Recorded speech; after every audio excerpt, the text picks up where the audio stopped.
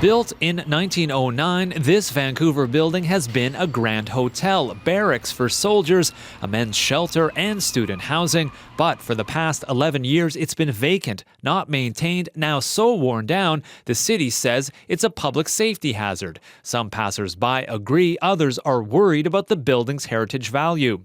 I guess if it's about to fall down, it makes sense that it needs to be demolished. Oh, I always have fear of that thing, falling in my head. Every time I pass here, maybe getting the thing down was the right thing to do. I think they should try and preserve the good stuff in Vancouver before they demolish everything we have left. City officials say in a 32-page report with dozens of photos showing extensive damage, the building is too far gone to be saved. One historian says an earlier intervention could have used the old but unique structure to create something new. And we would have still had this grand reminder of the early city married to something new. But again, the whole site that the developer owns has just been, well, they haven't done anything with it, and that's a real pity.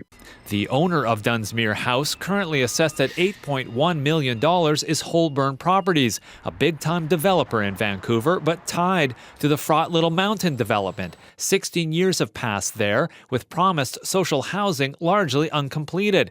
About the Dunsmuir House, Holburn says it's committed to acting responsibly in the best interests of public safety, the community, and the future of this site. It offered no timeline for a new building or in what form, but that it would fit into a broader vision for the revitalization to the benefit of the community.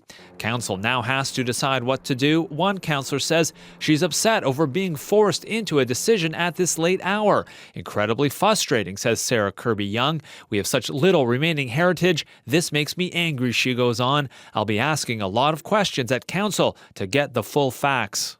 If council votes to force Holburn Properties to demolish this building, the company will have 21 days to take action. If it doesn't, the city says it will step in to demolish the building and then seek to recover its costs. Chad Pawson, CBC News, Vancouver.